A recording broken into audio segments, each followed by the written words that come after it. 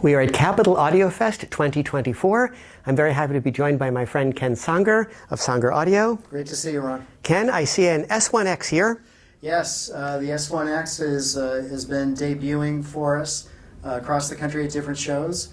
We've had it now at the Southwest Audio Fest in Dallas, where it was a huge hit, and then we showed it in Costa Mesa a little bit earlier this year at the show down in Orange County, and then now we're here making an East Coast debut of the S1X at the Capital AudioFest. And what are the sonic differences between the S1X and the original S1 driver? There are a few. Many of them are attributable to the new version of the driver. So this is our 4th generation field coil driver. It's 10 inches, and that's the same from the S1 to the S1X. However, there have been a lot of under the hood changes that make this driver really special and performance beyond what the S1 is capable of. One of those is that it has a permender pole piece, and that's a magnetic superalloy. And what it does is it makes the driver a bit stronger, and it gives it better control over the moving mass because of its high magnetic permeability. It has the highest flux, magnetic flux of any commercially available metal. Also different to the S1X is our cryogenically treated voice coil. I have to admit I was skeptical of how much of a difference cryogenically treating our voice coils would make. You may be familiar with that via Borison. They cryogenically treat all of their voice coils as well. But what that does is it restores the natural crystalline structure of the copper in the voice coil. It also pushes out impurities and compresses the metal, and it lowers the resistivity of it. So the S1 is a nominal 16 ohm loudspeaker, whereas the S1X is an 8 ohm loudspeaker, and that's attributable to that cryogenically treated voice coil. Well, how does it sound different? It sounds different in the sense that, I mean, for me subjectively, a lot of it comes down to subjectivity, Yes. is the upper bass and the lower mid-range is just incredibly rich and dense and authoritative in a way that the S1 doesn't quite capture. And you can hear that from the cryogenic treatment. You absolutely can, yes. Interesting. And you know what specifically is causing that? I guess it could be coming from a variety of factors. Another difference between the two drivers is we use a copper-clad aluminum wire in the S1.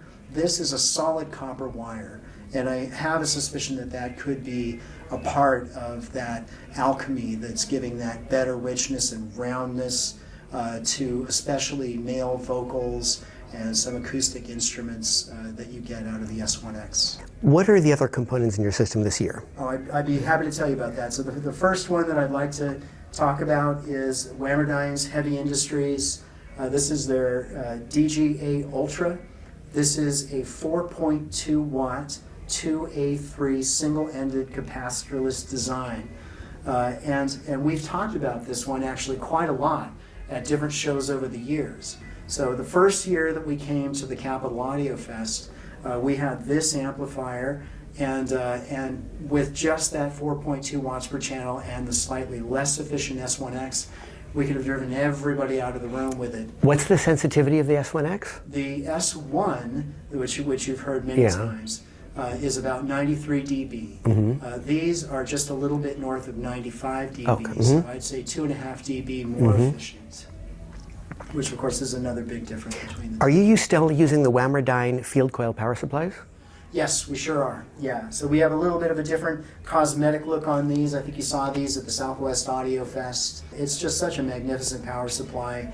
It removes all of the AC line noise, and that has a beneficial effect in the constancy and consistency of the flux in the magnetic gap in the driver, so better accuracy. I see an Inuus statement. Yes. Next gen? Yeah, it is. This is the next gen. They've been kind enough to provide the statement for us. I think we're at 3 or 4 shows in a row now, and it always just delivers, well, what it should, reference level performance. So we're very, very delighted to have it. And is this Baltic 4? This is not a Baltic 4. This is an Atlantic 3 TRP. Okay. Yeah. So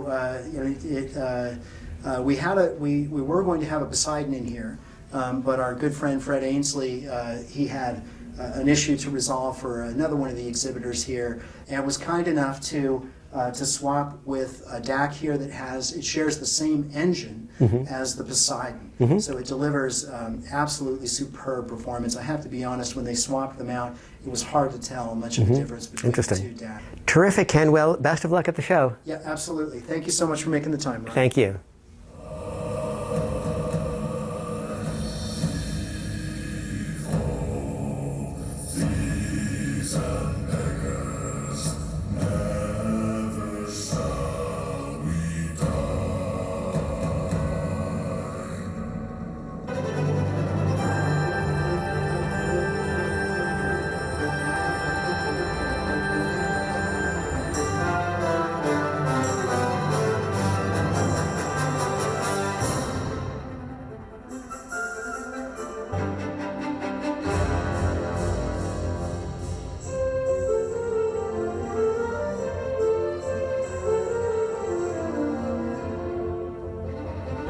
Thank you.